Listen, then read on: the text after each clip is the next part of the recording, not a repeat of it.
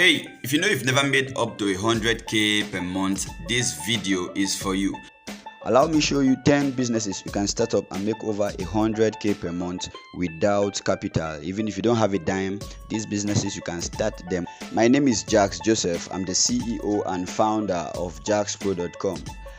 Well, I finished my NYSC in 2017, December to be precise, and 2018 January I was ready for the labor market, got my CV ready, and I started applying to almost every opportunity I could lay my hands on.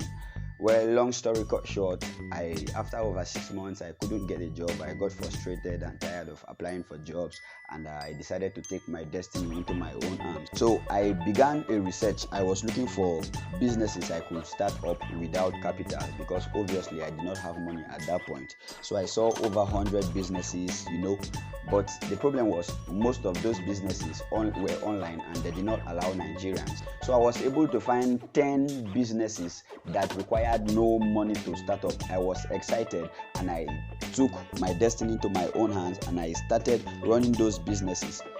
This is 2020 already, and we've gone past the 100k per month margin and we are pushing down 6 figures.